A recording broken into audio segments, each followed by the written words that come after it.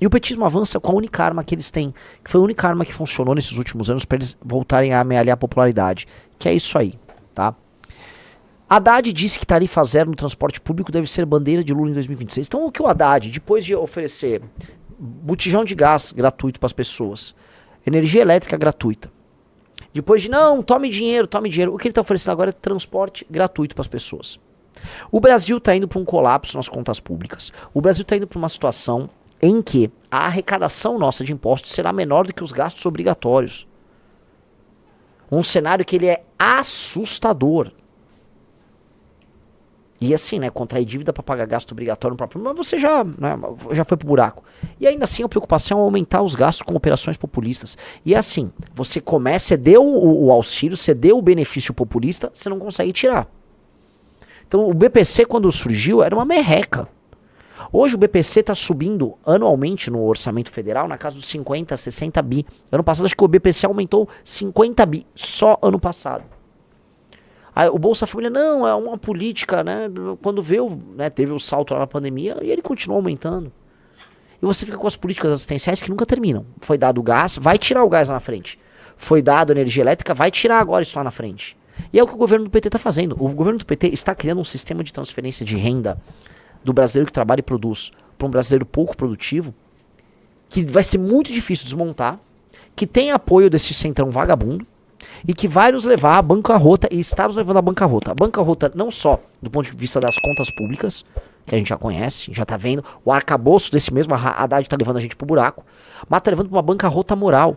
Porque a discussão toda no Brasil se tornou uma discussão sobre como você vai extrair dinheiro da classe média para dar para esses setores mais pobres da sociedade nada fazer. E sem, assim, eles têm direitos, você garante um novo direito agora. O cara tem direito agora a pegar transporte público sem pagar. E vai chegar na classe média e vai cobrar o imposto dela. O benefício da conta de luz, ele é cobrado diretamente na conta das pessoas que pagam as suas contas de luz. O Brasil tá maluco. A situação nossa como nação, ela é calamitosa. E não vamos ficar fingindo aqui que não é isso que está acontecendo. Não vamos ficar nos iludindo que a situação brasileira está se encaminhando, tá? Não só para um colapso fiscal, mas para um colapso moral. E o PT, como entendeu o seguinte, que não vai ter crescimento econômico para as classes médias, que não vai ter nada. O PT entendeu assim. O PT, olha só, vamos lá, agora eu vou começar porque... O PT entendeu que guerra faccional se escolhe lado. O PT entendeu que ele tem lado nessa guerra. O lado dele é o lado do eleitor dele. E se ele consegue manter o eleitor dele, mais alguns outros poucos ali no meio, alguns caras que vão estar flutuando, ele compra os votos dos caras, sustenta os caras e pune o adversário. O que o PT faz é muito claro, ele pune o inimigo e ele beneficia seu aliado. Então, para o PT, o Estado brasileiro é uma máquina de ajudar o seu eleitor e punir o eleitor do adversário. E o PT entendeu isto como uma guerra faccional, mesmo entendendo que isto inviabiliza o Brasil como nação. Então o Brasil como nação, como pacto, a gente pode voltar para aquela imagem do Pedro, né, famosa, o Brasil como pacto é um pacto inviável. Mas para o PT isto pouco importa, porque para a esquerda, e a esquerda pensa nessa lógica, o importante é acumular poder. O importante é acúmulo de poder. Então se eles puderem ganhar uma eleição, isso significa acumular poder. Se eles estão acumulando poder, beleza. Ah, punir meu adversário, legal. Ah, a classe média do Paraná agora odeia ainda mais o PT. Dane-se, eles já não votam no PT. Pro PT tá tudo bem, galera. O PT não liga pra isso. O PT não liga. Já o direitista liga. O direitista tá, não, veja só, eu vou chegar, o Bolsonaro, gostei que minha popularidade aumentou ali no governo, lá no Nordeste, que eu dei o auxílio, então o quê? Você botou o Ciro Nogueira na Casa Civil, o Ciro Nogueira ficou beneficiando diretamente os aliados dele. E os aliados dele, basicamente, trabalharam com uma massa populacional que iria votar no PT, e essas pessoas pegaram auxílio e votaram no PT. Aí o Bolsonaro perdeu quem? As classes médias no Centro-Sul, as pessoas mais escolaridade, mais elitizadas, perdeu a Baixada Fluminense e perdeu a eleição. Um projeto de direita tem que entender assim, ele tem que ganhar um determinado eleitorado, que é o eleitorado base, que é o eleitorado antipetista, e depois ele tem que pegar os eleitores em disputa. É isso que o PT está fazendo agora. O PT, ele tá dando tudo que ele pode para o seu próprio eleitor, ainda vai pegar uma classe média que usa transporte público com isso, e depois o que o PT vai fazer é olhar para os eleitores em disputa e tentar pegar eles. O negócio do imposto de renda, aquela isenção até a faixa dos 5 mil reais, é em grande medida para buscar, né, uma classe média suburbana, tal, para pegar esses caras e tentar com esse benefício ganhar ali eles e obter a maioria para as eleições. O PT está pensando de maneira maquiavélica enquanto projeto de poder. E nós temos que começar a pensar assim. E eu digo isso porque ontem eu fui num podcast e eu fui criticado por uma fala minha. Vai no meu Twitter e veja só o que eu falei ali. E nós precisamos falar nesses termos para a próxima eleição. Tá? Isso aqui é bem importante porque isso é a única resposta possível. Só para fazer propaganda, corte do Black Jaguar. Você é do Brasil produtivo? Eu tenho lado. Eu estou do lado do brasileiro que trabalha e produz. O brasileiro que hoje está recebendo dinheiro, veja só, ele está no outro lado da balança. Eu não estou agora preocupado em atender ele. Todo o aparato estatal foi feito para atender ele. Eu quero atender quem está trabalhando e quem produz. Porque, olha só, o cara que está trabalhando e produz e mora numa periferia aqui em São Paulo, o cara sai, vamos supor, de Diadema e vem trabalhar numa região central. Esse cara tá um trânsito infernal, no calor, no ônibus ruim, ganhando pouco, pagando imposto cada vez mais alto. O cara ia fazer uma comprinha lá num site chinês, hoje é taxado. Esse cara tá sendo arrochado, esse cara tá sendo ferrado. Ah, mas o governo agora vai dar um vale gás pra não ser... É isso. Irmão, sabe quem é que vai se prejudicar? Não é o milionário, não é. Você tem o quê? Você tem uma padaria, você se cara. Você tem um salão de cabeleireiro, você se ferrou, velho. Eu vou ter que fazer uma escolha. Eu tenho que escolher entre Santa Catarina e Piauí. Eu quero um modelo econômico de crescimento que permitiu que Santa Catarina se industrializasse e exportasse, ou eu quero o modelo do Piauí em que basicamente a classe política fica pedindo dinheiro pra Brasília. Provavelmente, se não todas, quase todas as cidades do Piauí dependem exclusivamente do governo estadual e do governo federal pra existirem. Elas não produzem nada, né? Nada, são ficções jurídicas. Só que eles têm 3 senadores e eles têm pelo menos 8 a 9 deputados federais. Inclusive os 9 deputados, todos os deputados do Piauí votaram a favor da PEC da blindagem. E só uma pausa. Pô, vamos renovar 2/3 do Senado agora. 26. Não, quero ver se ele é a favor da anistia do mito. Então você não tá pensando no teu país, cara. Porque é desesperadora a situação. Fiscalmente Você não acha que o Bolsonaro, se ele fosse preso, batesse no peito e falasse, não, liberem a galera que tinha tá falando de citado o arroz, Bolsonaro. eu Vamos vou lá. pra cadeia. Tá na hora da gente demonstrar que a gente tem lado. E vamos começar. Quem é o nosso lado? Primeiro tudo, todo mundo, a massa de brasileiros que trabalha e produz. Nós temos que chegar ao poder e nós temos que olhar por essas pessoas antes de tudo. A massa de brasileiros que trabalha e produz. A massa de brasileiros que está botando dinheiro dentro do cofre do governo federal. Nós temos que olhar para eles primeiro. E aí, mas o cara que tá no auxílio, eu quero que ele saia do auxílio. Eu quero que ele viva numa cidade decente, quero que os filhos dele tenham uma capacidade produtiva. Agora, entretanto, eu vou olhar pro brasileiro que trabalha e produz. É uma questão de escolha, assim. Os meus inimigos do PT, os inimigos do PT, fizeram uma escolha. É hora da gente fazer uma escolha. E no início será detrimental, sim. Será detrimental. Você vai ter que dar um foco maior em quem trabalha e produz. O cara que tá botando comida na mesa de milhões de brasileiros, que é o brasileiro que trabalha e produz, não importa se ele é um lixeiro, se ele é um vendedor numa loja, se ele é o dono da loja, se ele é um motoboy, se ele é um entregador, se ele é um motorista de Uber, se ele é um cozinheiro, se ele é um contador, se ele é um assistente financeiro, não importa. Esse cara, a vida dele tem que deixar de ser um inferno maldito. E esse cara tá botando a comida na mesa de milhões de outros brasileiros que não estão tendo o mesmo sacrifício que ele. Não é justo, cara. Não é justo. Tá errado isso. E aí vai o vagabundo do Haddad, o bosta do Haddad. Rizzo, falei. Mas B-O-S-T-A tá permitido. Não é um xingamento. Não é um palavrão. Vamos lá. Não exagerei. Eu prometo que foi o... Fiquei numa zona cinzenta aqui e vou voltar. Mas esse cara, esse sujeito vai...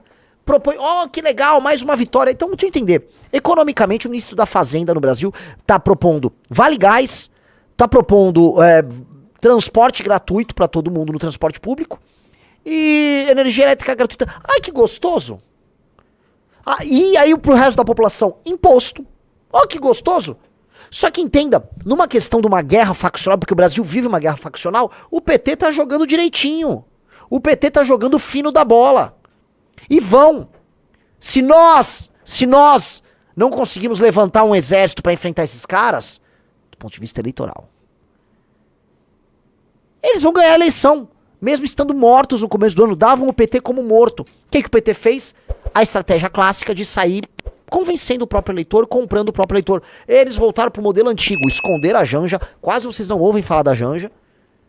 O Eduardo Bananinha deu uma causa universal pro governo. Estou enfrentando o demônio do Trump.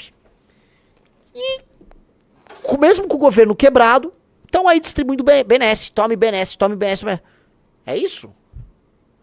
Nós temos que escolher o lado. E tem que ser um lado.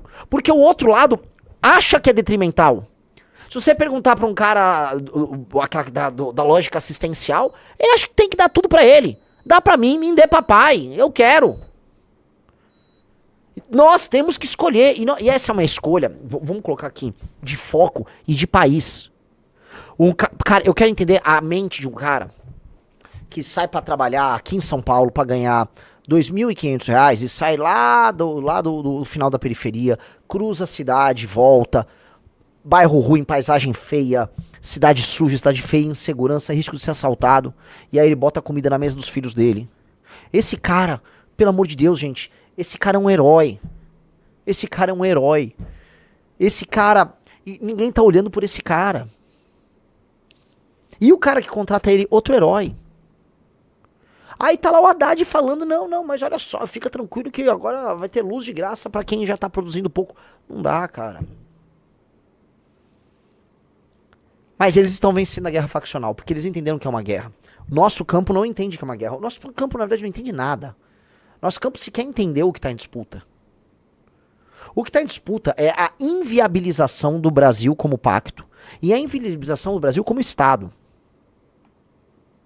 O modelo de Estado brasileiro é um modelo de expropriação. É expoliação e expropriação de quem trabalha e produz para que uma máquina vá, conduza esse dinheiro e faça populismo. É o famoso acordo topo-base. O topo da pirâmide político, sindical e assistencial que está no governo federal, aí mistura com o judiciário, pega o dinheiro do Brasil que trabalha e produz, processa esse dinheiro, se alimenta e manda os restos para a base.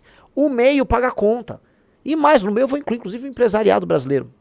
Esse acordo topo-base comprime quem está no meio. É um acordo populista do topo para com a base. Tem que ser rompido esse acordo topo-base. É claro que é um acordo topo-base. O meio tá... Entendeu?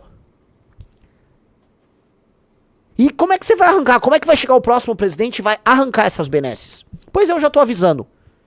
Se eu chegar à presidência da República, eu vou arrancar a maior parte dessas benesses. Ah, vai ficar impopular. Vai ter que arrancar. Não dá. Não dá porque tá colapsando. E se é pra alguém ter benesse, é o nosso eleitor. Tô falando sério. Que é quem? Que é quem trabalha e produz. Se é pra alguém ter benesse, é quem trabalha e produz. Que será nosso eleitor. Quem trabalha e produz vai ter que ter alívio tributário. Quem trabalha e produz vai ter que ter uma rua segura pra ir trabalhar. Esse cara que tá sustentando a vagabundagem do Haddad, o populismo vagabundo desse pacto topo-base desses caras, esse cara tem que ter um alívio na vida dele. Ele não pode ter medo de ser assaltado, ele não pode perder tanto imposto, ele não pode ter tanta dificuldade pra contratar ou demitir, pra ser contratado ou ser demitido, pra vida dele andar. Não pode ser esse inferno. A galinha dos ovos de ouro não pode ser morta para que o governo faça populismo com quem está produzindo pouco. Não dá. Temos que fazer uma escolha. A vida é sobre fazer escolha. Nós temos que escolher. E vocês não verão ninguém falando isso. Pelo contrário, no campo da direita vai vir um monte de cara assim, oh não, nós temos um projeto para cuidar do povo. Aqui, né? Aqui, ó. Tem que escolher lado na vida. Na vida tem que ter lado, tem que ser sujeito homem, tem que ter lado. Ó, eu tô do lado de quem trabalha. Eu tô do lado de quem quer ralar. Eu tô do lado de quem quer ver bandido preso e morto, ou morto. Eu não tô do lado de quem vai ficar oferecendo, ó, você vai ficar com um botijão de gás, porque outra pessoa vai economizar as merrecas dela pra poder se sustentar. Não tá justo isso.